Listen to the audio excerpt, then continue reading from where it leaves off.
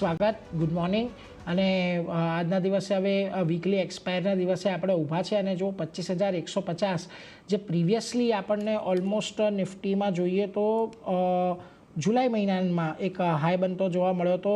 ઓગસ્ટમાં 25,153નો હતો, એની ઉપર અત્યારે બજાર થોડોક નીકળવાનો પ્રયાસ કરી રહ્યું છે.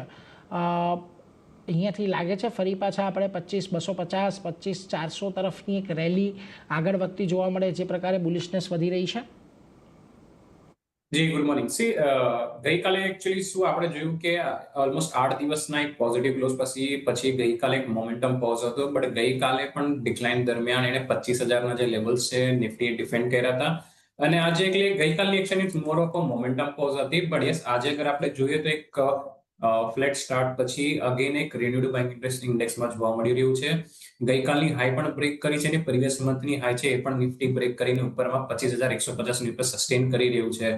અને જે હિસાબે પુટ રાઇટિંગ જોવા મળી રહી છે, આઈ ફીલ કે જે એની રેન્જ છે નિફ્ટીની ઉપરમાં શિફ્ટ થઈ છે. 25,050ના જે લેવલ્સ છે એક ઇમિડિયેટ સપોર્ટના હિસાબે આપણે જોવા જોઈએ અને અપસાઇડ પોસિબિલિટી છે કે રેલી જે છે કન્ટિન્યુ થઈ શકે ટિલ 25,400.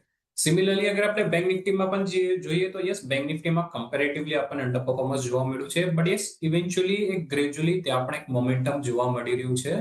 55,200ના જે લેવલ્સ છે, લેવલ્સ ટુ વોચ આઉટ છે બેંક નિફ્ટી માટે. અગર 55,200ના લેવલ્સ પણ અગર બેંક નિફ્ટી સારી રીતે બ્રેક કરે તો પોસિબિલિટી છે કે ઉપરમાં 56,000ના લેવલ્સ પણ ખુલી શકે. એટલે જો ખાસ કરીને અહીંયાથી નિફ્ટીની અંદર એક બુલિશનેસ અને બેંક નિફ્ટીમાં પણ એક 56,000 સુધી જવાની જગ્યા અહીંયાથી બનતી દેખાઈ રહી છે, એટલે એના પર એક ફોકસ ખાસ કરીને રાખવાનો. આજના દિવસે એક પોઝિટિવ સેન્ટિમેન્ટ બંનેની અંદર બનતા દેખાઈ રહ્યા છે. પરંતુ આગળ વધીએ અને આજે